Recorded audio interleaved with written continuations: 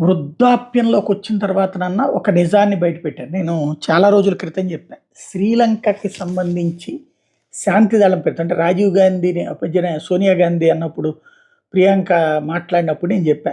మా వాళ్ళు త్యాగాలు చేశారు దేశం కోసం అంటే, మీ నాయనమ్మేమో ఖలిస్తానీని పెంచి పోషించి చివరికి ఆళ్ళ చేతిలో బలైంది. మీ నాన్నేమో ఎల్‌టిటిఈని పెంచి పోషించి చివరికి మళ్ళీ శాంతి దళం అని మన సైన్యాన్ని అక్కడికి పంపించి సైన్యం ప్రాణాలు తీసి చివరికి దాని ఇంపాక్ట్ కారణంగా ఆయన ప్రాణాలు కోల్పోయారు. చనిపోవడం తప్పే, చంపడం తప్పే. కానీ అది దేశం కోసం కాదమ్మా, వాళ్ళు తీసుకున్న నిర్ణయాల తప్పు వలన అన్నట్టు. ఇప్పుడు అదే విషయాన్ని నట్వర్ సింగ్ తాజాగా చెప్పుకొచ్చారు. మాజీ విదేశాంగ మంత్రి